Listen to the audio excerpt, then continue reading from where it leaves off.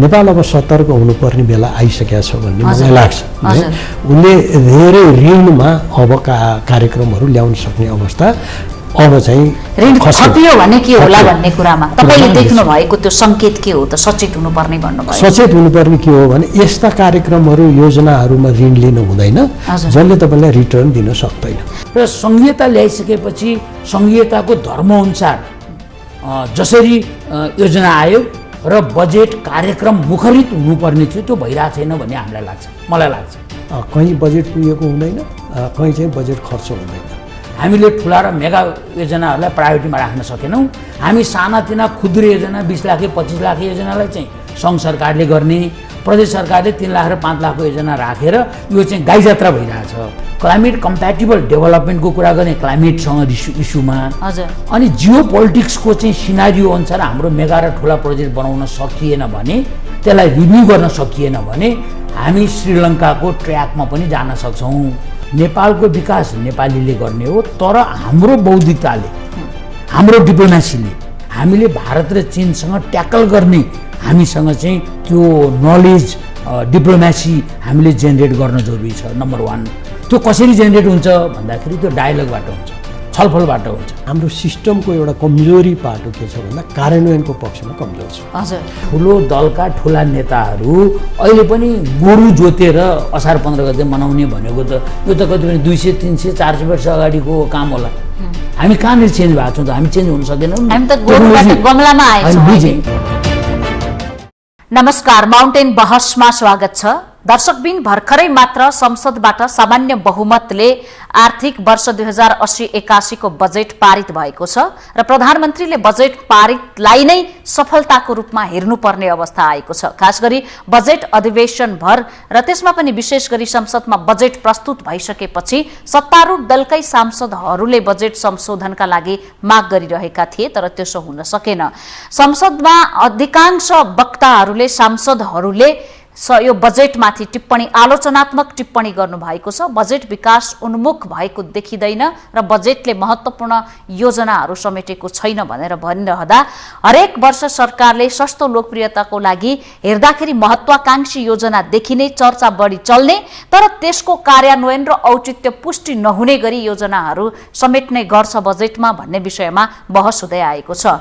पञ्चायत कालको अन्त्यदेखि अहिलेसम्मको अवस्थामा आइपुग्दा मुलुकले जुन हिसाबले विकासको रफ्तारमा गति लिनुपर्ने हो त्यो हुन सकिराखेको छैन। विशेष गरी भौतिक पूर्वाधारको क्षेत्रमा हाम्रा राष्ट्रिय गौरवका आयोजना भनेका कतिपय महत्त्वपूर्ण आयोजनाहरू वर्षौंदेखि अलपत्र परेका छन् र ससाना सडकका खाल्टा समेत पूर्ण नसकेको गुनासो बढ्दै जाँदा राज्यले प्राथमिकतामा राख्नुपर्ने विकासका आयोजनाहरू के थिए र के हुन सकिराखेको छैन भन्ने अहिले यो प्रश्न पेचिलो बन्दै गएको अवस्थामा आज हामी माउन्टेन बहसमा यसै विषयमा केन्द्रित रहेर कुराकानी गर्नेछौँ। यसका लागि हामीले हाम्रो स्टुडियोमा निम्ति आएका छौं राष्ट्रिय योजना आयोगका पूर्व उपाध्यक्ष तथा बागमती प्रदेशका प्रदेश सभा सदस्य योजनाविद डाक्टर दिनेश चन्द्र देवकोटा र योजनाविद तथा राष्ट्रिय योजना आयोगका पूर्व उपाध्यक्ष डाक्टर जगदीश चन्द्र पोखरेल, यहाँहरू दुवैजनालाई स्वागत छ। हस्, धन्यवाद। नमस्कार।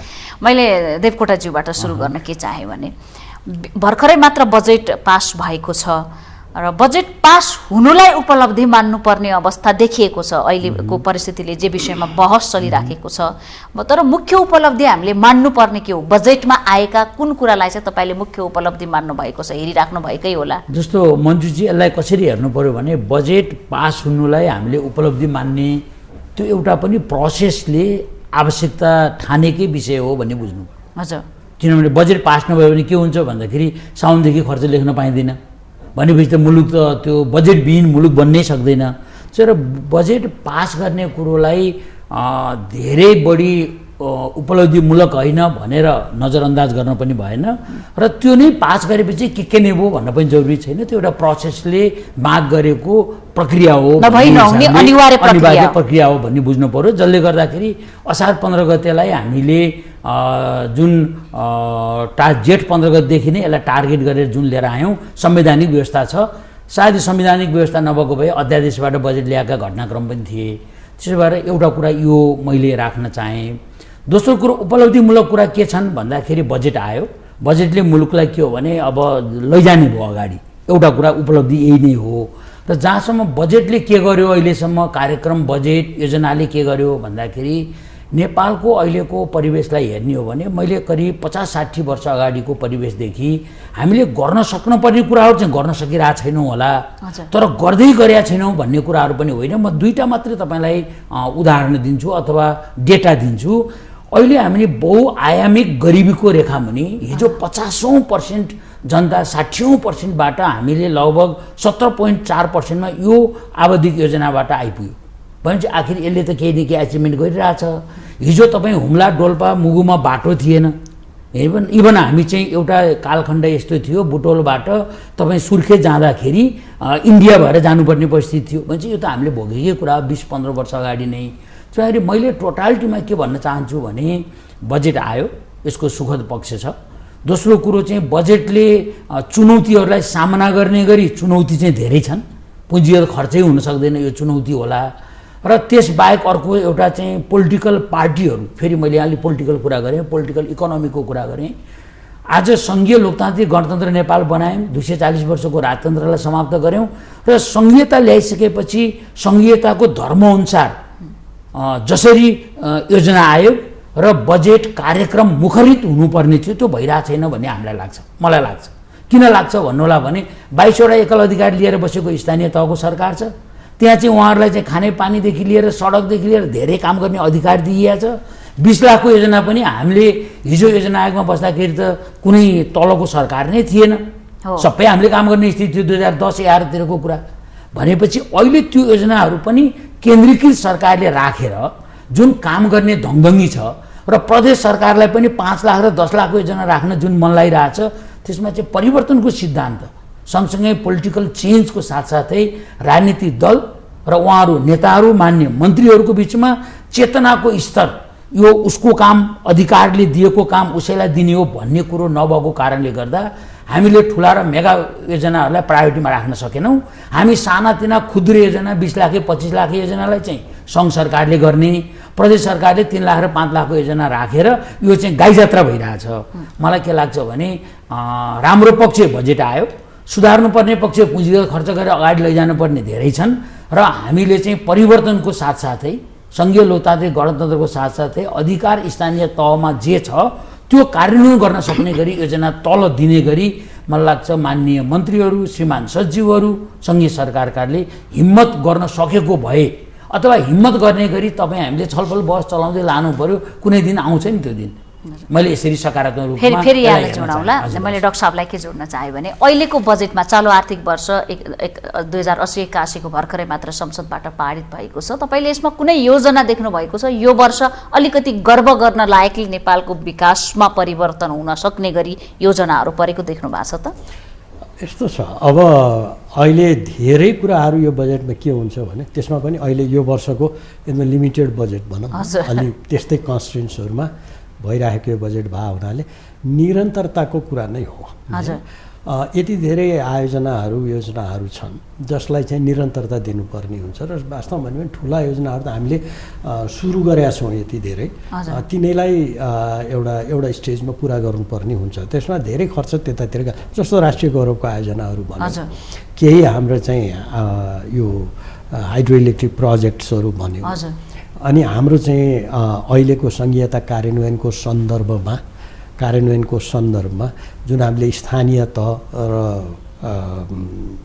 प्रदेश तहमा बजेटहरू पठाउँछौँ होइन, त्यो सबैलाई हेर्दा के हुन्छ भन्दा यसलाई कहाँनिर ठुलो राम्रो योजना देखियो भन्दा पनि हाम्रा पहिल्यै प्राथमिकतामा राखिएका आयोजनाहरूले आवश्यक रकम प्राप्त गरेका छन् कि छैनन् वा तिनीहरूले प्राप्त गर्न सक्ने स्थिति छ कि छैन, स्रोत साधनको कुरा त्यो यो कुरो महत्त्वपूर्ण हुन आउँछ। र मलाई के लाग्छ भने त्यो हिसाबबाट प्राथमिकताको हिसाबबाट जे अहिले गौरवको आयोजनाहरू भनेको छ अथवा ठुला आयोजना प्राथमिकताका आयोजनाहरू त्यो सङ्घीय सरकारको है, मैले प्रदेशहरूको बजेटै हामी सङ्घीय सरकारकै बारेमा हामी कुरा गरिरहेका छौँ। त्यो गर्दाखेरि त्यसैलाई प्राथमिकता दिएर बजेट आएको छ, तर कहीँ चाहिँ घटेका पनि छन्। अब यो बाध्यता पनि एउटा हो जुन अर्थमन्त्रीजीले भनि नै सक्नु भएको छ। त्यसैले मलाई के लाग्छ भने यसलाई हामी ठुला आयोजनाहरूको नयाँ सुरुवात भन्दा पनि आयोजनाहरूको पूर्णतातिर त्यसले कन्ट्रिब्युट गरेको छ कि छैन भन्यो भने अलि सजिलो। जस्तो मैले के जोड्न चाहेँ भने चालु आर्थिक वर्षको 10 महिनामा मात्रै हाम्रो देशले 1 खर्ब 40 अर्ब 82 करोड 75 लाख बराबरको ऋण भार थप्या रहेछ, लिएको रहेछ। त्यो जम्मा टोटल गर्दाखेरि 21 खर्ब 54 अर्ब 12 करोडसम्म पुगेको रहेछ। तर प्रधानमन्त्रीले केही दिन अघि मात्रै आफ्नो कार्यकालको अहिलेसम्मको 6 महिनाको अवधिमा कुरा गर्दाखेरि उपलब्धिको कुरा गर्दाखेरि के भन्नुभएको छ भने हुलाकी राजमार्ग अन्तर्गत 79.5 किलोमिटर सडक कालोपत्रे भएको, 7वटा त्यो बीचमा 7वटा पुल थपिएको भनेर ऋण भार थपेकै हेर्ने हो भने त्यति धेरै प्रधानमन्त्रीको उपलब्धिमा 80 किलोमिटर पनि सडक कालोपत्रे नहुने भन्ने कुरा त्यो फेरि पुरानै राष्ट्रिय गौरवको आयोजना अन्तर्गतको काम हो भनेपछि हाम्रो विकासको योजना र स्रोत साधनको तारतम्यता मिल्या देखिन्छ त। ओके, अब यसको दुईटा पक्ष, एउटा चाहिँ स्रोत छुट्याएर पनि कार्यान्वयन गर्न नसक्ने, हजुर, अर्को चाहिँ काम चाहिँ गर्ने तर स्रोत प्राप्त गर्न नसक्ने, यी दुईटा पक्षहरू छन्। हजुर, अहिले हाम्रो एउटा कमजोरी जुन चाहिँ सरकारको देखिन्छ, कुनै यो सरकार त्यो सरकार भन्ने छैन, होल सिस्टम हाम्रा सरकारहरूको प्रवृत्तिको कुरा भन्दा पनि हाम्रो सिस्टमको एउटा कमजोरी पाटो के छ भन्दा कार्यान्वयनको पक्षमा कमजोर छ। हजुर, के कारणले कमजोर भएको छ यसलाई त्यतातिरको व्याख्यातिर जानुभन्दा पनि यो कमजोर कार्यान्वयनको पक्षलाई हामीले बलियो नबनाउँदासम्म यो अहिले त मैले भनेका किसिमका नमिल्ने कुराहरू चाहिँ आइरहेछ। कहीँ बजेट पुगेको हुँदैन, कहीँ चाहिँ बजेट खर्च हुँदैन, होइन, त्यसमाले यो हाम्रो प्रब्लम रह्यो। अर्को कुरा जहाँसम्म ऋण भारको कुरा हो, नेपाल अब सतर्क हुनुपर्ने बेला आइसकेको छ भन्ने मलाई लाग्छ।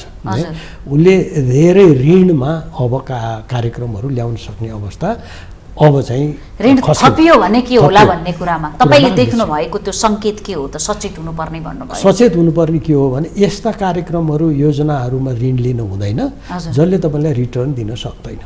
यहीँनिर मैले यहाँले भन्नुभयो, डाक्टर साहबलाई मैले के जोड्न खोजेँ भने निकै तामझामका साथ ठुलो महत्त्वका साथ सम्पन्न भएको पोखरा अन्तर्राष्ट्रिय विमानस्थलको कुरा गर्न खोजेँ मैले।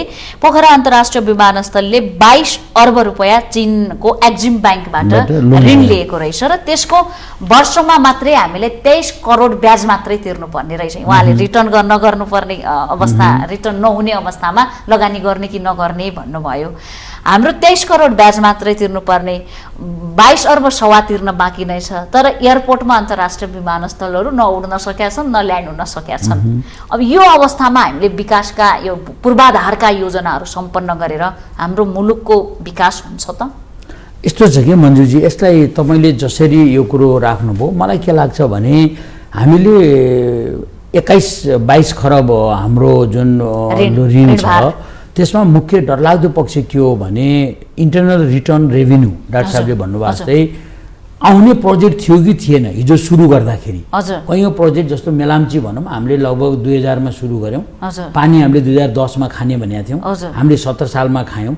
भनेपछि मेलाम्ची सुरु गर्दाखेरिको तामझामदेखि लिएर 7 वर्षदेखि त हामीले मेलाम्चीको नखाए पनि ऋण तिर्न सुरु गरिसकेका थियौँ, किनभने दायित्व त आफ्नो ठाउँमा आइसक्यो। त्यो त ऋण भारको तिर्नुपर्ने कुरा त सुरु भइसक्यो।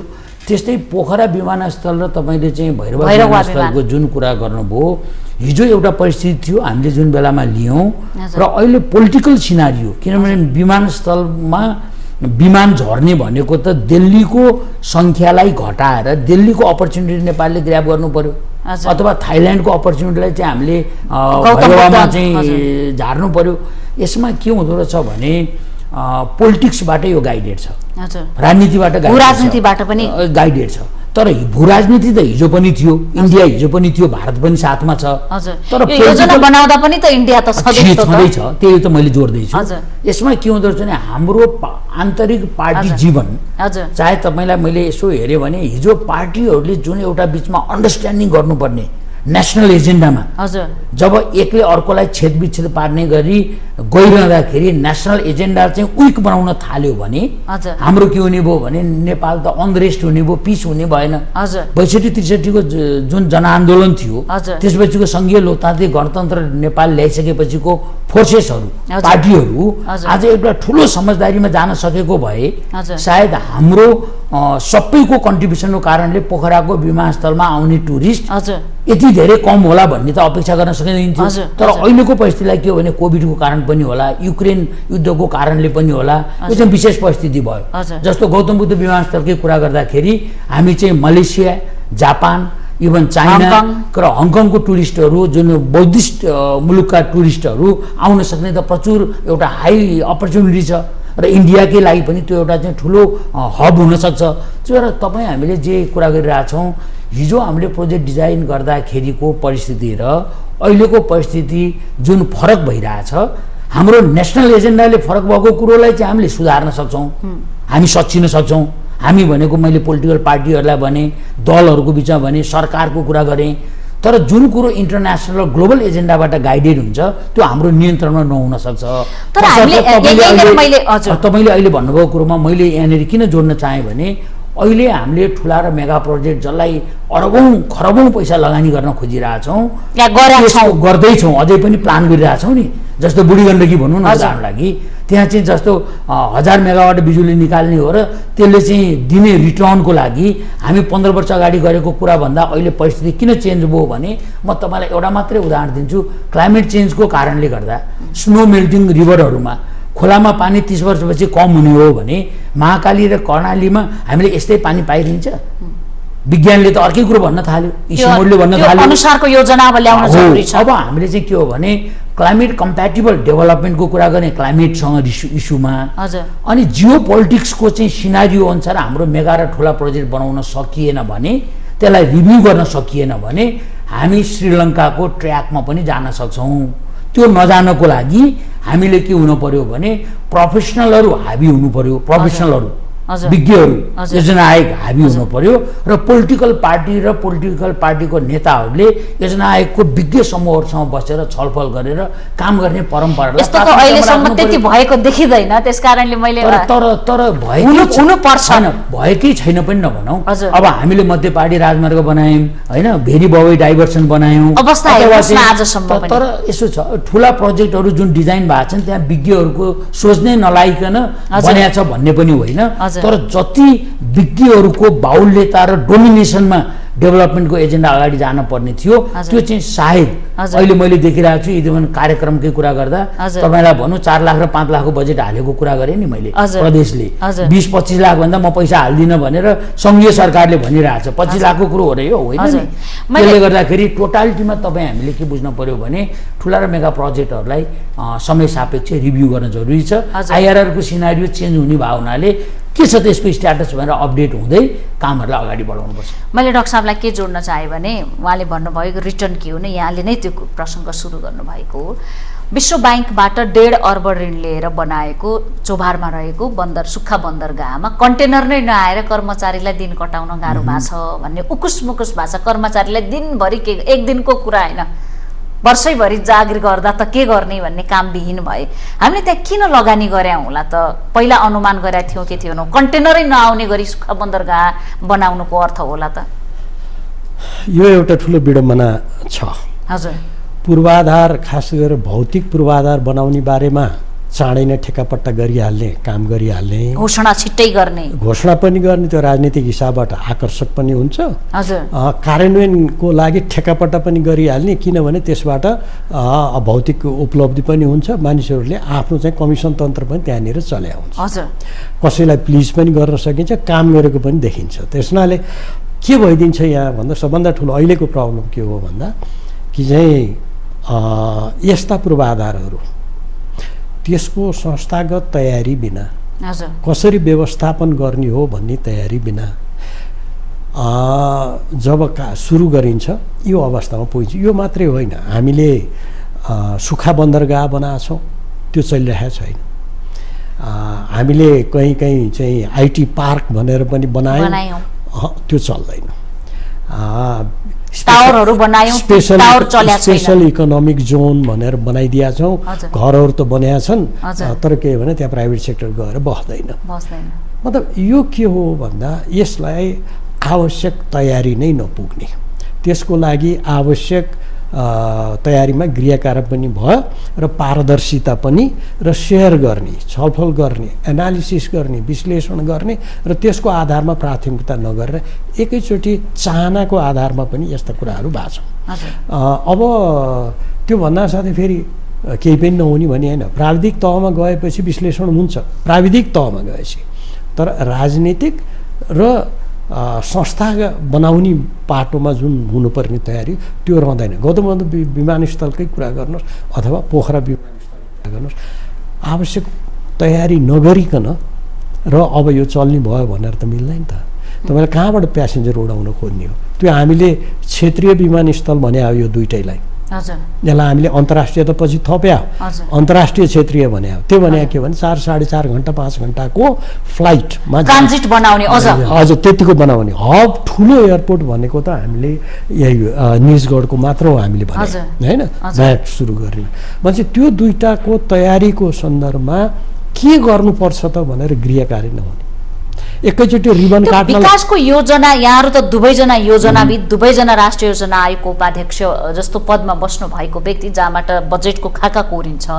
हामीले कुनै पनि ठुला योजना होस् या सानै कुरा गरौँ, सानै योजना गर्दाखेरि यसको रिटर्न के होला त भन्ने कुरामा, यसको प्रतिफल के पाउला त हामी भन्ने कुरामा पूर्वानुमान गर्ने चलन छ कि छैन? एकदम छ। त्यो किन सफल हुँदैन त त्यो अनुमान? यहाँ के हो भने एउटा त हामी नै गर्छौँ, अर्को ऋण लिने र दिने सन्दर्भमा त्यसमा पनि एसियन डेभलपमेन्ट ब्याङ्क भयो अथवा वर्ल्ड ब्याङ्क भयो, यिनीहरू त निकै स्क्रुटिनाइज गर्छन् यसले रिटर्न दिन्छ कि दिँदैन, इन्टरनल रेट अफ रिटर्न के हो यसको, त्यो एस्योर नभए त उनीहरूले लिनु नै दि स्याङ्सन होइन। तर त्यो रेट अफ रिटर्न क्यालकुलेट गर्दाखेरि के कुरो पनि एउटा मान्यता राखिएको हुन्छ, असम्पसन हुन्छ भन्दा सरकार ठिकसँग चलिराखेको हुन्छ, म्यानेजमेन्टले यो अवस्था काम गरिराखेको हुन्छ, परिस्थितिहरू यी होलान् भनेर एउटा चाहिँ असम्पसन त्यसको पछाडि हुन्छ। यदि सोचे भन्दा फरक प्रकारका कुराहरू भए भने अब त्यहाँनिर त्यो विश्लेषणै भएन भनेर चाहिँ भन्न मिल्दैन, प्राविधिक हिसाबबाट गरे हो। तर के कुरो चेन्ज भयो त भन्दा त्यसलाई असर गर्ने फ्याक्टरहरू चेन्ज भए। है जस्तो कि गौतम बुद्ध अन्तर्राष्ट्रिय विमानस्थलको प्रसङ्ग जोड्न चाहे, सुरुमा जजिरा एयरलाइन्सले त्यहाँ केही उडान गर्यो र उसले केही कारण देखाएर रोकेपछि पुनः सुचारू गर्न मानिराखेका छैन।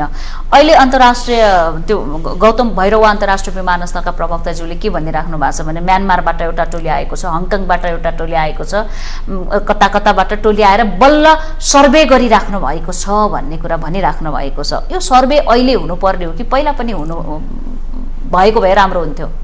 Okay, very interesting point. अब के सर्वे गर्दै हुनुहुन्छ उहाँहरू? त्यही थाहा, सायद मार्केट सर्वे होला, विमानस्थल बनिसक्यो, सायद उहाँहरूले मार्केट सर्वे होला। अब अरू सर्वे गर्ने कुरा त अहिले देखिँदैन।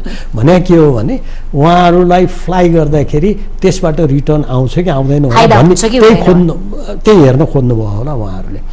अब यो कुरो एकपटक अहिले आएर गर्ने भन्दा नि हामीले बनाएको जुन चाहिँ प्लान गर्दाखेरि जे प्रोजेक्ट गऱ्यौँ, प्रक्षेपण गऱ्यौँ, यतिवटा प्लेन ल्यान्ड गर्लान्, यति प्यासेन्जर्सहरू उड्लान् है भनेर जे राखेका थियौँ मान्यता, त्यो अनुसार के भएको छ भनेर विश्लेषण गर्नुपर्ने हुन्छ होइन।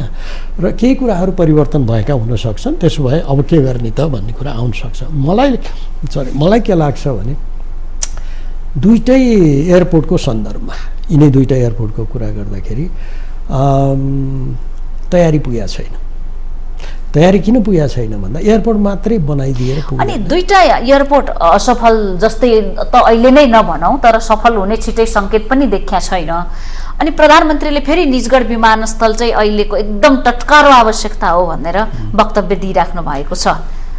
अब यस्तो, अब पोखरामा त हाम्रो भू राजनीतिले काम गरिराखेको छ भने भारतको नजिकै निजगढमा के होला त अवस्था? हो, यी कुराहरू हामीले राम्रैसँग ट्रान्सपेरेन्ट रूपमा कुरा गर्नुपर्ने हुन्छ है।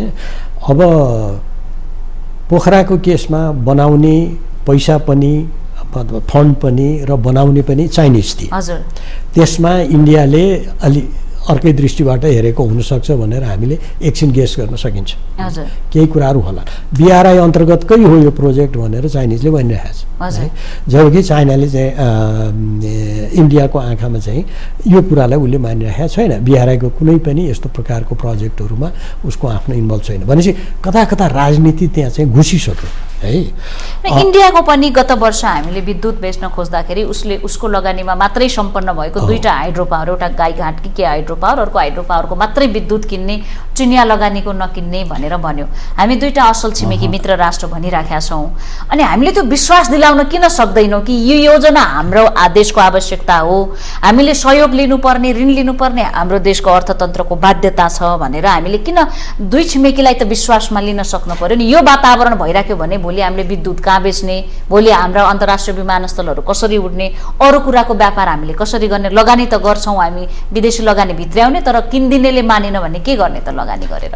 यही नै हामीहरूको डिप्लोमेसी यहाँनिर चाहिँ कमजोर भएको देखिन्छ। हजुर, खास गरेर आर्थिक डिप्लोमेसी भनौँ न, हामीले अहिले कुरा गर्दा धेरै कुरा अहिले गएर भू राजनीतिसँग टाइयो भएको छन्, ठुल्ठुला प्रोजेक्टहरू र सोचहरू होइन।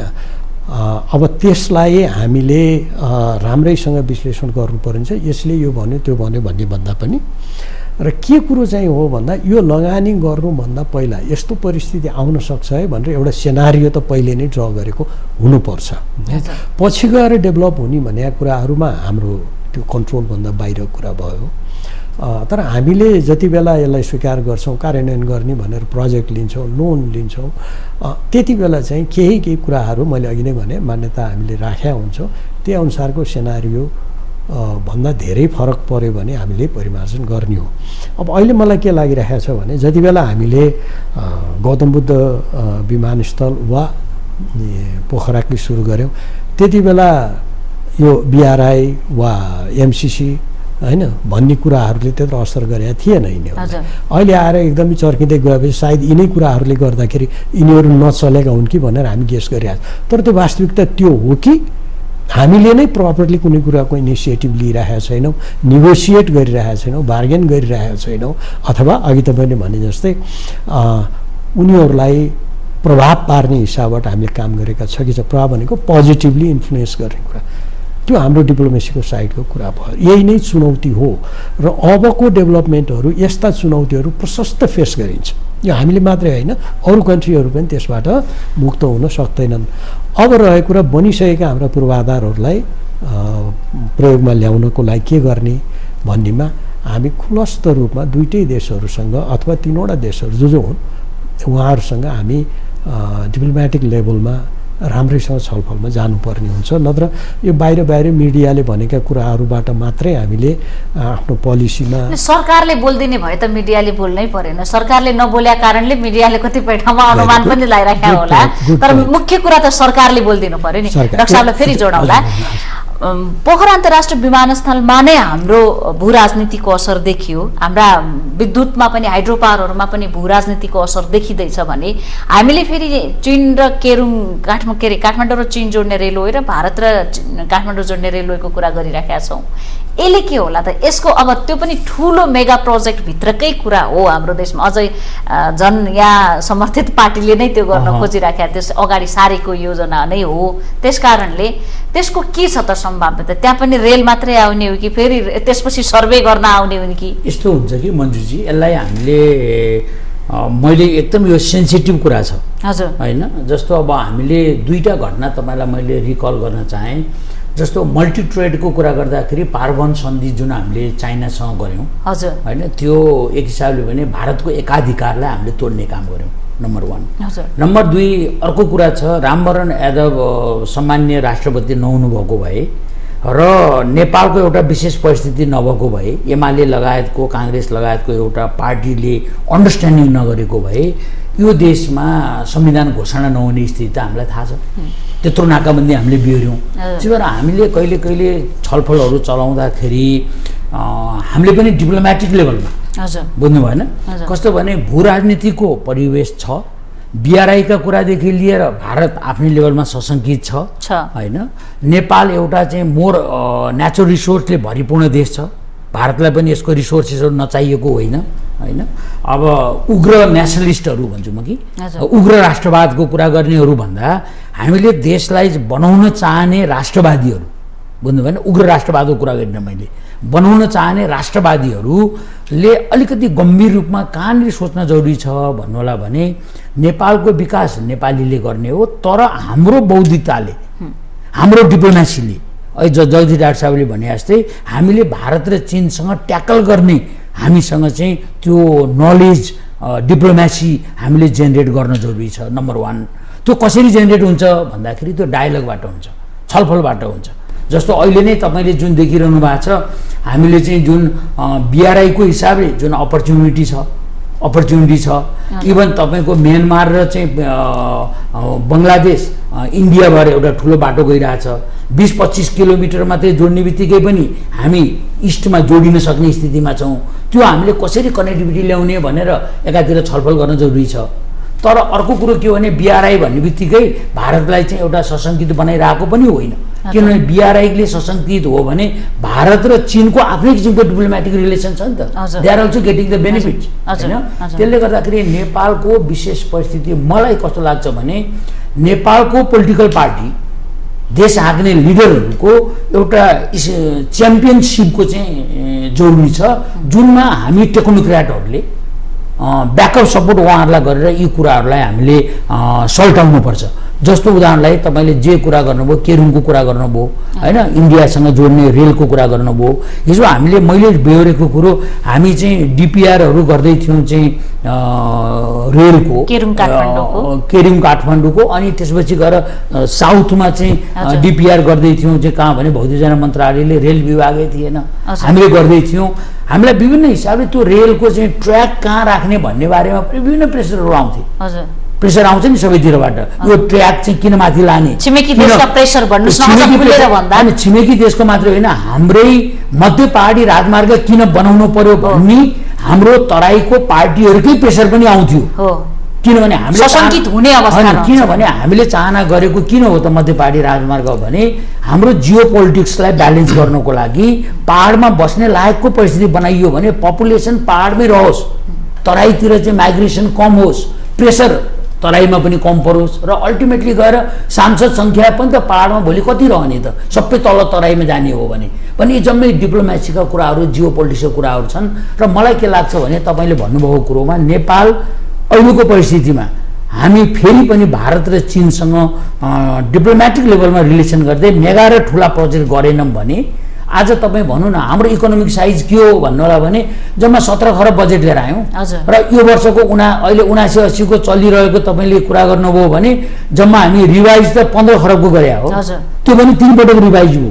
कस्तो हो, कसले 3 पटक किन भयो भन्नु होला भने पहिलो पटक बजेट जनार्दन शर्माले ल्याउनु भयो, त्यसपछिको चाहिँ रिभाइज विष्णु पौडेलले गर्नुभयो मान्य अर्थमन्त्रीले, अहिलेको अर्थमन्त्री के अरे प्रकाश शरणले फेरि त्यसलाई रिभाइज गर्नुभयो, तेस्रो पटक रिभाइज भइरहेछ।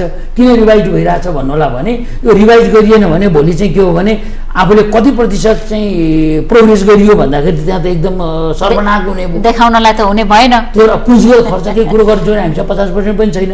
त्यो मैले तपाईँलाई टोटालिटीमा कुरा किन गर्न चाहेको भने हाम्रो इकोनोमिक साइज 17 खरब जतिको इकोनोमिक साइज छ, प्राइभेट सेक्टरको 75% थप्दाखेरि पनि हामी 40 खरब पुर्याउन सकेका छैन भने नेपालको यत्रो जनसङ्ख्यालाई चाहिँ डेभलपमेन्टको जुन पर्सपेक्टिभ कुरा गरिरहेका छौँ, आज $1400 GDP को पनि हामीसँग चाहिँ इन्कम छैन भनिसकेपछि त्यो इन्कम लेभलको जनतालाई हामी कहिले कहिले चाहिँ अरू देशको तुलना गर्दाखेरि कोही $15,000 छन्, कोही $60,000 $80,000 भइसक्यो भारत जापान, हामी 1500मा पुर्याउन सकेका छैनौँ भनेपछि हामीले इकोनोमिक साइज बढाउनको लागि हामीले गर्ने भनेको के हो भन्नुलाई म एउटा एक्जाम्पल दिन्छु। लक्जमबर्ग भन्ने देश छ हैन युरोपमा, भूगोलमा सानो भनेको जोग्राफिकल साइजमा हैन, इकोनोमिक त्यसले गर्दा पपुलेसन सबभन्दा सानो, तर युरोपियन युनियनतिरको सबै कुरालाई उसले इन्फ्लुएन्स गर्छ। केले गर्छ भने बुद्धिले गर्छ कि नलेजले गर्छ।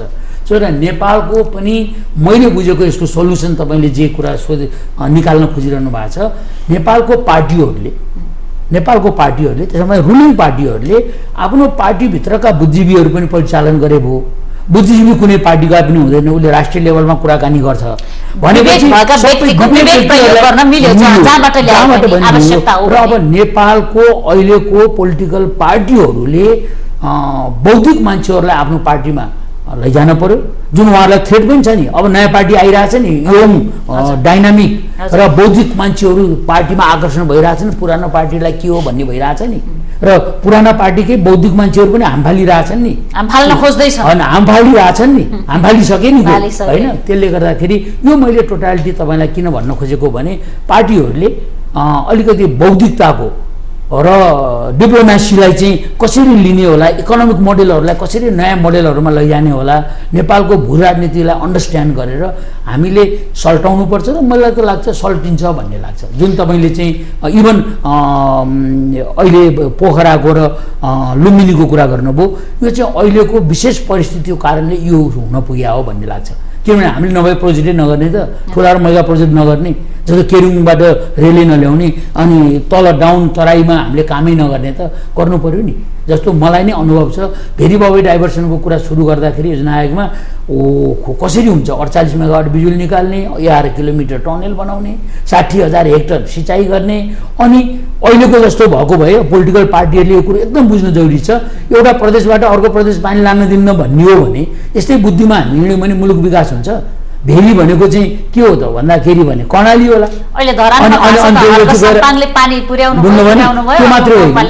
त्यो मात्रै होइन, भेरीको पानी बबैमा राखेर हामीले सिँचाइ त कहाँ भने लुम्बिनी गर्दैछौँ नि। अब त्यसो भने हामी पानी दिन्न भन्नु मिल्छ। अनि अब काली गण्डकीको पानीले यदि डाइभर्सन बनाएर चाहिँ 5 मा सिँचाइ गरियो भने दिन्न भन्न मिल्छ। मरियम डाइभर्सनको त्यस्तै कुरा छ। तर हाम्रो बिचमा मैले एउटा के तपाईँलाई भन्न चाहेँ भने पोलिटिकल पार्टीहरूले राजनीतिक दलहरू नै सरकार नै हो नि त,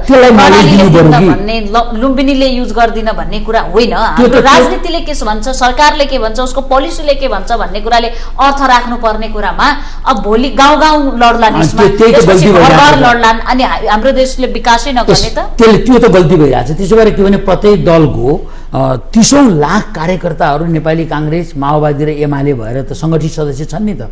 उनीहरूलाई के भने त्यही लेभलको प्रशिक्षण गर्न पर्यो, जुन प्राकृतिक स्रोत तथा वित्तीय आयोग बनाएकै त्यसको लागि हो। बाँडफाँड गर्छ नि, पेमेन्ट अफ इकोसिस्टम भन्छ, माथिकाले के पाउने तलकाले के पाउने, हामीले त्यो बनाउन र अगाडि बढ्न त धेरै काम गर्न बाँकी छ। मैले यति भन्न चाहन्छु। यहाँलाई फेरि जोडौँला, अब हामी असार 15 कै वरिपरि छौँ, भर्खरै हामीले धान दिवस मनायौँ धुमधामले। 15% पनि रोपाइ भएको रहेनछ आकाशे पानीको भर परेका कारणले। उहाँले डाक्टर साहबले बबाई सिक्टा योजनाको कुरा गर्नुभयो, सिक्टा झन् ठुलो परियोजना अलपत्र छन्। अर्को कुरा, भारतबाट मल ल्याउन गाह्रो भयो भनेर ब्ल्याक लिस्टेड कम्पनीहरूले कसैलाई नसोधेर सुटुक्क चीनबाट मल ल्याएर सरकारलाई किन भनेर अहिले धर्न दिइराखेको अवस्था रहेछ। यस्तो अवस्थाको कृषिले एउटा त 15% पनि रोपाइ हुन सकेन, त्यसमाथि मलको अभाव हुन्छ। भारतबाट आउने मल अवरोध भयो भनेर ब्ल्याक लिस्टेड कम्पनीले चीनबाट ल्याएर अब किन्देऊ भनेपछि बल्ल किसानमा जाने लडाइँ चलिराखेको रहेछ अहिले। यो लडाइँ अहिले चल्नु पर्ने हो र हाम्रो देशमा यदि हामीले साँच्चैकै विकास गर्न खोज्या हो भने कृषिमा धानको रोपाइ अहिले नहुनु पर्ने। मन्त्रीहरूले गएर गमलामा कहिले मकै रोपिदिने, कसैले धानको बोट गमलामा रोप्ने, यो एउटा किसानी, खेती किसानी, कृषि पेसामाथिको मजाक होइन त। गमलामा हामी धान दिवस मनाइदिन्छौँ, मन्त्रीले, सङ्घीय सरकारको यस्तो छ। यो अहिले धेरै कुराहरू डिस्टोर्सनहरू भइरहेको छ।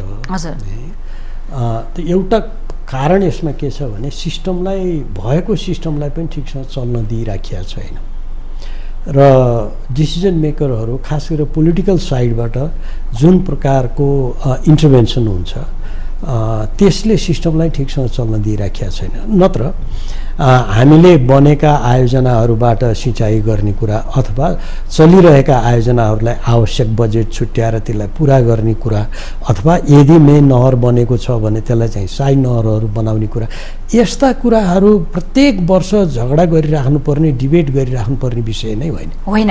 एकपटक कमिट गरेपछि त्यो जाने हो, अगाडि बढ्नुपर्ने हो। त्यही भएर त हामीले बहुवर्षीय आयोजना भनेर सेट गरेको कारणै त्यही हो। अब त्यसैलाई डिस्टोर्ट गरिदिएपछि त्यो सिस्टम त काम गर्दैन। त्यसैले अब यहाँनिर मलाई के लाग्छ भने अलि हामी ओपनली डिस्कस गर्नुपर्ने छ। साना साना इन्ट्रेस्टहरूभन्दा अलि माथि उठेर कुरा गर्न सक्नुपर्ने अवस्था छ अहिले। जहाँसम्म कृषिको कुरा हो, कृषिको बारेमा केही अप्ठ्याराहरू र केही नमिल्ने कुराहरू भइरहेका छन्।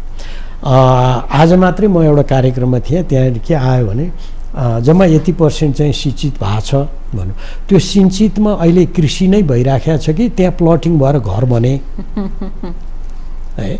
एउटा सिँचाइ योजना पुरा गर्नलाई तपाईँलाई 15 वर्ष लाग्छ, 10-15 वर्ष लाग्छ, सबै सिस्टमहरू गरेर कम्तीमा 15 वर्ष लाग्छ।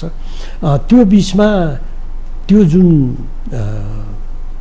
जुन चाहिँ हामीले जुन एरियाको लागि सिंचित गर्ने भने हो त्यसको एउटा ठुलो हिस्सा चाहिँ अर्कै पर्पसको लागि युज भइसक्यो हुन्छ। अनि त्यसपछि हामी के हुन्छ, यत्रो सिंचित त भने हो, कहाँ गयो त, उत्पादन के भयो भन्छ भने यी कुराहरूलाई हामीले सिरियसली हेर्नुपर्ने छ। त्यसमाले दीर्घकालीन रूपमा सोच राखेर मात्रै हामीले योजना बनाउन जरुरी छ भन्ने कुरा मन्त्रालयको मात्रै जिम्मेवारी होइन यो, है। त्यसमाले यो कृषिकै कुरा गर्दाखेरि त भू उपयोगको जुन नीति छ, कानुन छ, जो व्यवस्था छ, त्यसलाई समग्र यो सिस्टमले चाहिँ एडप्ट गरेको हुनुपर्छ। अनि बल्ल हामी अगाडि बढ्न सक्छौँ। एकातिर एउटा नीति बनाएको छ, अर्कोतिर अर्को सेक्टरले आफ्नै प्रोजेक्ट बनाएको छ, अर्कोतिर त्यसले कार्यान्वयन गर्छ, उसले रोकेको छ। यो किसिमको व्यथिति हुनु हुँदैन, है। त्यसमाले अहिले तपाईँले रेज गरेको प्रश्न के हो भने 80% मात्रै अहिले सिंचित भएको रहेछ अथवा रोपाइँ भयो अरे भने, रोपाइँ त असारभरि नै हुन्छ, साउनमा पनि रोपाइँ हुन्छ, त्यसमाले यही नै अन्तिम हो भन्ने कुरा चाहिँ होइन। बल्ल मनसुन सुरु भएपछि धेरै ठाउँमा हुन्छ, यो हाम्रो मनसुनमा आधारित हो। तर सिंचित क्षेत्रमा पनि के भइरहेको छ भनेर प्रश्न गर्नुपर्ने बेला चाहिँ आएको छ भन्छु म। खास गरेर ती आयोजनाहरू जुन चाहिँ चलिरहेका छन् अहिले, धेरै लगानी पनि भइसकेको छ तिनीहरूमा, अब तिनीलाई ठ्याक्कै रोक्न पनि सकिँदैन। भनेपछि तिनीहरू अगाडि बढाउन त सकिन्छ, अगाडि बढाउन सक्नु, रोक्ने पनि भने होइन, तर कुन स्केलमा लैजाने त, होइन। यदि तपाईँको त्यो अब त्यति कमान्ड एरिया नै छैन अब भने त्यो कमान्ड एरिया छ भन्ने मान्यताको आधारमा कार्यान्वयन गरिराख्नु पनि भएन भने त रिभाइज त गर्नु पर्यो एउटा पोइन्टमा पुगेर, है। अनि हाम्रो वार्षिक बजेटकै हाराहारीमा हाम्रो व्यापार घाटा हरेक आर्थिक वर्षमा देखिन थालेको छ। त्यसमा सबैभन्दा ठुलो हिस्सा मध्येको एउटा खाद्य वस्तु आयात पनि हो, जसको सम्भावना हाम्रो मुलुकभित्रै छ, सबैले बुझेको, कसैले यसमा धेरै विज्ञता पनि नचाहिने कुरा। परम्परागत रूपमा नै कृषि गर्दा कमसेकम हाम्रो घरको लागि खानेकुरा पुग्थ्यो हामीलाई। अब हामीले नकिन्यो भने हाम्रो घरमा चुलो नबल्ने अवस्थामा पुगेका छौँ, आधुनिकीकरणतर्फ धेरै कुरा गरेर। अनि यो कस्तो विकास ल्याएका हौँ त हामीले अहिले? अब यो एक प्रकारको चुनौती हो हामीलाई। अब हजुर, हामीले आफूलाई ट्रान्सफर्म गर्न सकिएन भने, हाम्रो कृषिलाई परम्पराबाट अर्को रूपमा यसलाई चाहिँ रूपान्तरित गर्न सकिएन भने हामीले फुड सिक्युरिटी आफै हुन्छौँ भनेर खाद्य सुरक्षा गर्छौँ अथवा हामी चाहिँ आत्मनिर्भर हुन्छौँ भनेर भन्न सकिँदैन। त्यसैले यो एउटा चुनौतीले गर्दा कहाँ अलिअलि इन्डिकेसन छन्, पोजिटिभ पाटो पनि अलि हेरौँ। त्यो के हो भने एउटा अहिलेको कृषिको मेजर चेन्ज हुन सक्ने भनेको के हो भने यान्त्रिकीकरण हो, हैन, व्यवसायीकरण हो, युवा पुस्तालाई आकर्षण गर्ने हो, त्यसको लागि ब्याङ्कहरूबाट अथवा वित्तीय संस्थाहरूबाट लोन प्रोभाइड गर्ने हो, निजी क्षेत्र आकर्षित हुने हो। त्यो नभइकन हामीले अर्को फड्को मार्न सकिँदैन। 2 हल गोरु 1 हल भू राखेर अनि त्यसबाट भएका उत्पादनबाट हामी बाँचिरहेछौँ भनेर सोच्नु हुँदैन। भनेपछि के हो भने अब कृषि भनेको मोर उद्योग जस्तो हो, कृषि उद्योग जस्तो हो। भनेपछि त्यो उद्योगमा को आकर्षित हुनुपर्ने हुन्छ भन्दा पढे लेखेका, जानेका, एक्सपोजर पाएका, केही गरौँ भन्ने अन्टरप्रेन्योरहरू, त्यो भने के हो भन्दा युवाहरू हो। त्यसैले अब त्यो कृषि भन्ने चिजलाई नै हामीले एउटा उद्योगको रूपमा चित्रण गरेर त्यही अनुसार प्रस्तुत गर्नुपर्ने हुन्छ। गरिब किसान, 1 हल गोरु यहाँ त्यहाँ सानो, यो चाहिँ एउटा भावनात्मक कुरा मात्रै हो, त्यो टिक्ने कुरा होइन। मान्छे नयाँमा जाने कसरी त भनेर अब हामीले त्यतातिर ध्यान दिनुपर्छ। योजनाहरू बनेका छन्, तिनलाई कार्यान्वयनतिर जानुपर्ने हुन्छ र सहरीकरण र कृषिको कुरालाई चाहिँ जोडेर हामीले हेर्नुपर्ने हुन्छ। सहरमा बस्ने र कृषिमा काम गर्ने भनेको कृषिमा काम गर्ने सहरमा बस्नु हुँदैन भन्ने होइन, गाउँमै बसेर कृषिमा गरिदिइरहेको छ भन्ने त होइन। गाउँ भनेको उत्पादन क्षेत्र भयो, उत्पादन क्षेत्र भनेको हामीहरूको फार्म बन्ला र बस्नको लागि म चाहिँ नजिकको सहरमा गएर बस्छु, भोलि बिहान चाहिँ म चाहिँ त्यसलाई आफ्नो फार्म सञ्चालन गर्नलाई अफिस गए जस्तै गरेर मोटरसाइकल वा कार लिएर जान्छु आफ्नो फार्ममा, अनि त्यसपछि काम गरेर फेरि फर्कन्छु। गरे त कृषि नै हो, तर कस्तो कृषि भन्दा आधुनिक कृषि हो र त्यसलाई हामीले अबको ट्रेन्ड यही हो भनेर लिनुपर्ने हुन्छ। त्यही अनुसार लिन सकेका छैन सरकारले। मुख्य समस्या अलि त्यही हो। सरकारले भन्दा पनि अब के छ भने त्यो वातावरण अझै बनिसकेका छैन। अहिले जस्तो बाहिर गएर काम गरेर आएका युवाहरू फर्किएर आएपछि केहीले जे काम गरेका छन् त्यसलाई हामीले उदाहरणको रूपमा लिनुपर्छ। एउटा पोजिटिभ पाटो सबै चिज सरकारले गर्दैन, सरकारले फेसिलिटेट गरिदिने हो। लगानी गर्ने काम गर्ने त आखिर हामीले हो, प्राइभेट सेक्टरले हो, निजी क्षेत्रले हो।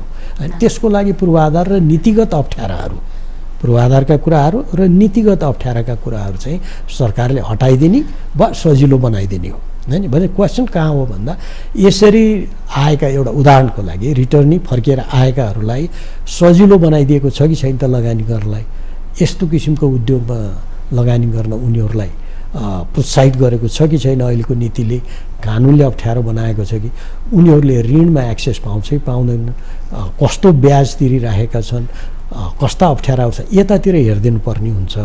र जे प्रयासहरू भएका छन् त्यसलाई हेर्दाखेरि मलाई के लाग्छ भने कतिपय सेक्टरहरूमा निजी क्षेत्रले र व्यक्तिहरूको आफ्नो इनिसिएटिभले राम्रा कामहरू पनि भएको छन्।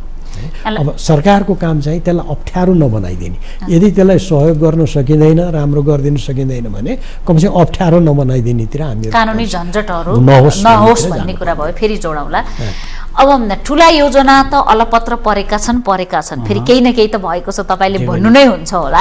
तर साना कुरा गरौँ जसले अलिकति भए पनि नेपालको अर्थतन्त्रलाई राहत हुन्थ्यो र हामी आत्मनिर्भरतातर्फ उन्मुख हुन्थ्यौँ। कृषिकै कुरा गर्न खोजे, तपाईँले मध्य पहाडी लोकमार्गको कुरा गर्नुभयो। पछिल्लो केही हप्ता यता 2-3वटा तस्बिरहरू सामाजिक सञ्जालमा भाइरल भएको देखिन्छ। पहाडी घरहरू, पाखो भएका घरहरू, त्यो बारी सबै बाजो छ, खेतहरूमा घरमा तालचा लागेको छ, खेतहरू बाजा छन्, खण्डरमा परिणत भएका 3-4वटा घरका तस्बिरहरू कता कता भाइरल भइराखेका देखिराखेका छौँ। सडक त पुर्याउनु भयो, तर नागरिकलाई चाहिँ त्यहाँ बस्न सक्ने अवस्थामा यो मुलुक पुग्न सकेन, या हाम्रो त्यो त्यस्तो गरी हाम्रो मनले मान्न सकेन, पहाडमै अट्क्यौँ है, यहाँ पनि विकासको सम्भावना छ, यो पनि उपयुक्त बस्ने ठाउँ हो भन्ने हिसाबमा हामी पुग्न सकेनौँ। हामी जसरी हुन्छ मौका मिलेको दिन त्यो पहाड छोड्न खोजिराखेका छौँ। त्यो किन होला त? त्यो भयो भने यस्ता लोकमार्गहरूको अर्थ होला त भोलि औचित्य पुष्टि होला त? यस्तो छ, यो तपाईँ हामीले यो विकासको कुरा गर्दाखेरि मैले करिब 30-40 वर्ष अगाडिको नेपाल र अहिलेको नेपाललाई म कम्पेयर गर्छु कहिले र हामीले सोचेको जुन पेसमा, जुन गतिमा हामीले अपेक्षा गरेका हुन्छौँ त्यो अनुसार प्राप्त गर्न नसकिएको कुरो चाहिँ यथार्थ हो।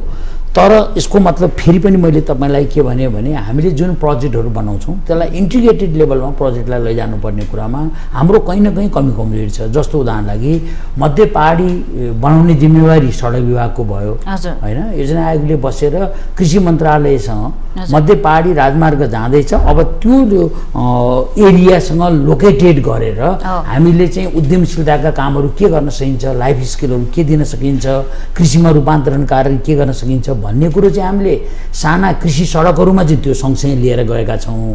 ठुला र मेगा प्रोजेक्टमा जसलाई चाहिँ हामीले राष्ट्रिय गौरवको आयोजनाको रूपमा विकास गरेको प्रोजेक्टहरूमा चाहिँ सिटी बनाउने अवधारणा चाहिँ 10 ठाउँमा लिएर आयौँ। मध्य पहाडी राजमार्गमा तपाईँले हेर्नुभयो भने ठुलो सिटी निर्माणको कार्यक्रम त्यहाँभित्रै लिङ्केज छ, खुरकोट लगायतको चाहिँ विभिन्न ठाउँहरूमा।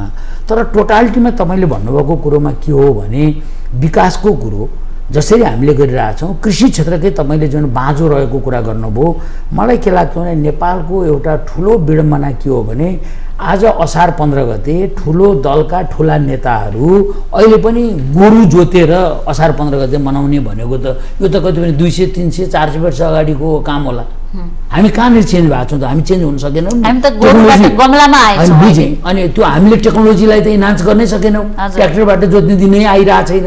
त्यो र मैले टोटालिटीमा अहिले कस्तो हेरिरहेको छु भने श्रमलाई सम्मान गर्ने, कृषि पेसालाई सम्मान गर्ने नगरेको कारणले गर्दा अहिले कृषि पेसामा रहेको मान्छेहरू कसरी हुन्छ, कृषि पेसाबाट बाहिर आउन चाह्यो, पलायन पनि नभनौँ, बाहिर आउन चाह्यो र उसले अर्को नयाँ सेक्टरमा चाहिँ इम्प्लोइमेन्ट खोज्यो। तर हामीले के भयौँ भने सर्भिस सेक्टर जुन लेभलमा बढिरहेछ नि, होटेल टुरिज्मको कुराहरू जे बढिरहेछ, अब कृषिमा चाहिँ भाइ बहिनी काम नगर्ने भए किन 60-70%बाट हामी अब घट्दैछौँ कृषिमा चाहिँ कन्ट्रिब्युसन गर्ने पपुलेसन। तर सर्भिस सेक्टर नयाँ जुन उदय भइरहेछ जस्तो होटल म्यानेजमेन्ट र तपाईँको चाहिँ होटलहरू होला, अब विभिन्न सर्भिस सेक्टर जे अब यो मोटरसाइकल बनाउने होला, त्यो चाहिँ को भयो त भन्दाखेरि हामीले त्यो सर्भिस सेक्टरको इमर्जिङको आधारमा यहाँ ह्युमन रिसोर्स डेभलप गर्न नसकेका हुनाले एसी बनाउने मान्छे चाहिँ इन्डियाबाट आइरहनु भएको छ, इलेक्ट्रोनिक्समा काम गर्ने मान्छे चाहिँ इन्डियाको आइरहेछ। अनि हामीले कहाँनिर गल्ती गरिरहेछौँ, कमजोरी गरिरहेछौँ, सुधार्नुपर्ने छ भने हाम्रो चाहिँ 500 रियाल खाने मान्छे चाहिँ लेबर बनेर जाने भयो, 1500 चाहिँ रियाल खाने मान्छे चाहिँ इक्विभ्यालेन्टको चाहिँ काठमाडौँबाट पैसा लिएर जाने भयो। भनेपछि यी चिजहरूमा चाहिँ प्राय हामीले जसरी चाहिँ ह्युमन रिसोर्सलाई डेभलप गरेर पहिलो कुरो श्रमलाई सम्मान गरेर कृषिमा राख्न सक्ने गरी एउटा चाहिँ इन्भाइरोमेन्ट क्रिएट गर्नु पर्यो हामीले। दोस्रो कुरो चाहिँ के हो भने अब बदलिने परिस्थितिमा सर्भिस सेक्टरमा ह्युमन रिसोर्सले जुन पदार्पण गर्न खोजिरहेछ उसलाई प्रिपेयर गर्नु पर्यो कि स्किल। इन्डियाबाट एसी बनाउने मान्छेको कुरा जोड्नु भयो। इन्डियाले आफूलाई नेपालको दाता राष्ट्रकै रूपमा सम्झिन्छ र हामी इन्डियाको सहयोगको अपेक्षा पनि सधैँ गर्छौँ। बजेट निर्माणको क्रममा पनि त्यसलाई राख्छौँ हामी एक ठाउँमा, उसको सहयोगलाई। तर इन्डियाको लागि, भारतको लागि नेपाल रेमिटेन्स भित्र्याउने 7औं ठुलो राष्ट्रभित्र पर्दो रहेछ भनेपछि हामी के दिइराखेका छौँ भन्ने न हामीलाई अनुमान छ, अझ हामी आफूलाई माग्नेमा नै सम्झिराखेका छौँ भनेपछि हामीले आफ्नो म्यान पावरलाई आज नेपालमा बोतल उठाउने पनि इन्डियाबाट आउनुपर्ने, चटपटे बेच्ने पनि इन्डियाबाट आउनुपर्ने, छाप्रोमा आँप बेच्ने पनि इन्डियाबाट आउनुपर्ने, कपाल काट्ने इन्डियाबाट आउनुपर्ने, अनि हामीले चाहिँ कतारको स्टेडियम बनाइदिनु पर्ने, कोरियामा भेडा बाख्रा चराइदिनु पर्ने, यो परिस्थिति किन बनिराखेको छ? यहाँनिर किन समाधान खोजिएन? त्यो चाहिँ श्रमलाई सम्मान गर्ने कल्चर चाहियो कि हामीमा चाहिँ अहिले के हो भने कतारमा गएर हामी जे पनि काम गर्न तयार हुने भयौँ, नेपालमा बसेर हामी काम गर्न अलि अप्ठ्यारो मान्ने पनि भयौँ। किनभने श्रमलाई सम्मान गर्ने सोच, उत्पादनलाई चाहिँ हामीले कसरी बढाउने भन्ने सोच र अलिकति हाम्रो चाहिँ डेभलपमेन्ट प्रोजेक्टहरूले उत्पादनलाई चाहिँ उच्च बेरोजगारीलाई कसरी मिनिमाइज गर्ने, बेरोजगारहरू त आयो नि मार्केटमा, सर्भिस सेक्टर बढाउन खोज्यौँ, कृषि क्षेत्र खुम्चिँदैछ, अनि बेरोजगार युवायुवतीलाई सर्भिस सेक्टरमा जाने गरी स्किल इन्हान्स नदिएपछि त होटल म्यानेजमेन्टमा काम गर्ने मान्छे समेत बाहिरबाट आउने भयो भने हाम्रो केटाकेटीले काम नगर्ने भयो, भाइ बहिनीहरूलाई हामीले तयारै गरेका छैनौँ, नपाउने भए भनौँ न, तयार गरेका छैनौँ, उनीहरूलाई त्यो प्रिपेयर्ड छैन। अब भोलि आइटी सेक्टर क्याप्चर हुन्छ अर्कोबाट। त्यसले गर्दाखेरि समस्या चाहिँ के हो भने मैले बुझेको चाहिँ नेपालको अहिलेको समस्या चाहिँ श्रमलाई सम्मान गर्ने क्यारेक्टरको अलिकति हामी डिटोरिएट भएको, घट्दै गएको, र अर्को कुरो चाहिँ उच्च बेरोजगारीलाई एड्रेस गर्न सक्ने गरी हामी कहिले कहिले रेमिटेन्सको प्राप्तिबाट रेमिटेन्स ल्यायौँ भनेर गर्व गर्ने भन्दा पनि काम चलाउने, गर्व त के छ र होइन, हिन्नताबोध बाहेक गर्व नै गरिराखेका छ। मलाई चाहिँ हिन्नताबोध लाग्छ, बुझ्नेलाई लाग्छ। हामीले चाहिँ बेरोजगार युवायुवतीलाई यही चाहिँ राइट प्रधानमन्त्रीज्यूले 11 महिना धान्न सक्ने मुद्रास्फीति छ भनेर जसरी चर्चा सबैले, अर्थमन्त्रीज्यूले एउटा ढुक्क बनेको अवस्था छ, त्यसको मूल आधार भनेको त रेमिटेन्स नै हो। अरू कारणले हाम्रो ढुकुटीसँग त छैन। तर हामीले चाहिँ जस्तो अहिले नेपालको तपाईँले डेभलपमेन्टको जुन हामीसँग अहिले कुरा गरिरहनु भएको छ, मैले देखेको 3टा पोइन्ट भयो भने डेभलपमेन्टको पार्ट अगाडि जान्छ भन्ने लाग्छ। त्यसमा मैले श्रमको सम्मान, कृषिका कुरा सबै गरियो।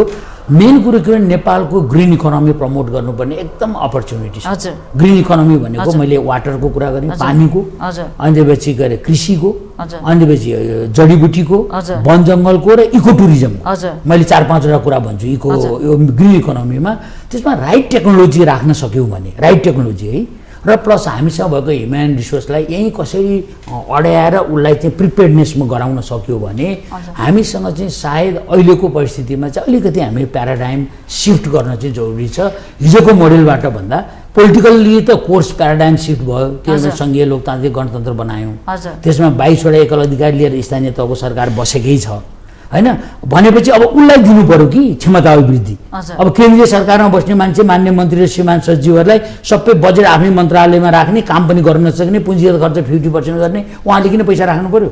पछि त्यो सोचमा परिवर्तन हाम्रो साथसाथै श्रमलाई सम्मान गर्ने कल्चर हामीले ल्याउन सक्यौँ भने सायद नेपालको अहिलेको डेभलपमेन्टमा जुन हामीले हिजो प्रयत्न र प्रयास गऱ्यौँ अलिकति प्याराडाइम सिफ्ट चाहिँ यी कुराहरूबाट गरिन सकिन्छ कि भन्ने मलाई लाग्छ। समय एकदमै कम छ। अन्त्यमा मैले डाक्टर साहबलाई के सोध्न चाहे भने समस्या तमाम छन्, उपलब्धि पनि हुने क्रममा छ, तर जहाँ उल्झन देखिएको छ नि यस्तो भइदिया भयो यहाँहरू त योजना विद्यालाई त औडाहा पनि हुन्छ होला, श्रीलङ्काको अवस्थामा जाने हो कि भन्ने चिन्ता पनि देखियो यहाँ होइन। त्यसकारणले अब हामीले जे जस्ता गल्ती भए तापनि अब आगामी बाटो चाहिँ कस्तो ट्र्याक समात्नु पर्यो ताकि नेपालको विकासको गति अलिकति रफ्तारमा अगाडि बढोस्, सन्तुलित होस् भन्नका लागि? पहिले हामीहरूको फोकस चाहिँ धेरै यो सरकारपट्टि फर्किनुभन्दा हजुर हामीले के गरिरहेछौँ भन्नेतिर जानुपर्ने हुन्छ जस्तो मलाई लाग्छ। हो, सरकार अत्यन्तै महत्त्वपूर्ण कुरा हो, त्यहाँ भएका निर्णयहरूले हाम्रो सबै कामकाजलाई असर गर्छन्, तर हामी अलि बढी नै सरकारमुखी भइरहेका छौँ जस्तो मलाई लागिरहेछ। त्यसले गर्दाखेरि कतिपय हामीले गरेका राम्रा कुराहरू ओझेलमा परिरहेछ, गर्न सकिने कुराहरू पनि इनिसिएटिभ लिइरहेका छैनौँ, यस्तो यस्तो अवस्था आएको छ। त्यसैले हामी आम नागरिक, निजी क्षेत्र र अरू पनि त्यत्तिकै अग्रसर हुन जरुरी छ अहिलेको अवस्थाबाट अगाडि बढ्नको लागि। दोस्रो कुरो चाहिँ सरकारको अहिलेको अवस्था हेर्दा के भने नीतिहरूमा कन्सिस्टेन्सी देखिनुपर्छ। त्यो इन्कन्सिस्टेन्ट भइदिनु भएन। त्यो भने के हो भने आज मैले लोन लिएको छु भने 6 महिनापछि मलाई के हुने हो भन्ने कुराको अनिश्चितता भयो भने म चाहिँ लगानी गर्नलाई लोन लिन्न। मान्छे निजी क्षेत्र त हच्किएर बसि नै हाल्छ र बिचबिचमा आएर त्यो नीतिगत रूपमा चाहिँ एउटा स्थिरता देखाइदिनु पर्ने हुन्छ। सरकार परिवर्तन हुन्छ तापनि मेजर नीतिगत कुराहरूमा हामी चलाइदिन हुँदैन भन्ने मलाई लाग्छ। अर्को कुरा, हामीहरूले आफूसँग यदि स्रोत छैन भने अन्यत्रबाट स्रोत ल्याउँदा त्यो कसरी ल्याउन सकिन्छ त भन्ने बारेमा अलिक खुला हुन जरुरी छ। हामी अझै पनि हाम्रो कल्चर कस्तो छ भन्दा निजी क्षेत्र भन्दा साथै यो पैसा बनाउन आएको गर्ने हो, फाइदा लिन आएको यो आएको छ उ गरेर लिएर जान्छ, यसलाई किन सघाउने र भन्छौँ। कहीँ पनि निजी क्षेत्रकै लागि पनि सरकारले सहयोगी एउटा भावना राखिदिनुपर्छ र आम जनताले पनि सहयोगी भावना राख्नुपर्छ। त्यो भनेको अर्थ निजी क्षेत्रले फेरि ओभर एक्सप्लोइट गर्ने होइन, कमजोरीहरूलाई प्रयोग गरेर चाहिँ आम नागरिकको हितको विरुद्धमा जाने भने होइन। तर के हो भने लगानी बिना त अरू कुरा सम्भव छैन। र अर्को चौथो कुरा चाहिँ मलाई के लाग्छ भने अहिलेको जसरी हाम्रो एउटा क्षमता वृद्धि भएको छ, खास गरेर बाहिरको कुराहरू जान्ने, सुन्ने, भन्ने है, त्यसलाई चाहिँ मिडियामा ल्याउने, आवाज उठाउने, यो क्षमतालाई पनि हामीले कता कता अलिकति पोजिटिभ डिरेक्सनतिर लैजानु पर्ने छ। अहिले हाम्रो माइन्ड अलि बढी नै यो नेगेटिभिजमबाट प्रभावित भएको हो कि जस्तो छ। यसलाई हामीले चाहिँ अलि सुधार्नुपर्छ जस्तो मलाई लाग्छ। त्यो जिम्मा भनेको नागरिक समाज, हाम्रो स्कुलिङ, परिवार सबैमा चाहिँ यो कुरो भर पर्छ। दुवैजनालाई यो महत्त्वपूर्ण समयका लागि धेरै धेरै धन्यवाद। हस्, धन्यवाद। हामी माउन्टेन बहसमा थियौँ। योजनाविद तथा राष्ट्रिय योजना आयोगका पूर्व उपाध्यक्ष डाक्टर जगदीश चन्द्र पोखरेल र राष्ट्रिय योजना आयोगका पूर्व उपाध्यक्ष तथा बागमती प्रदेशका प्रदेश सभा सदस्य डाक्टर दिनेश चन्द्र देवकोटासँग भर्खरै मात्र संसदबाट 2080-81 को बजेट पारित भएको छ। त्यो बजेटले समेटेका योजना, विगतका राष्ट्रिय गौरवका आयोजना भनेर जुन काम थालिएको छ त्यसको कार्य प्रगति साथसाथै नेपालको विकाससँग केन्द्रित रहेर केही प्रश्न आज माउन्टेन बहसमा हामीले गर्यौं। माउन्टेन बहसबाट आज हामी सबै बिदा चाहन्छौं। नमस्ते।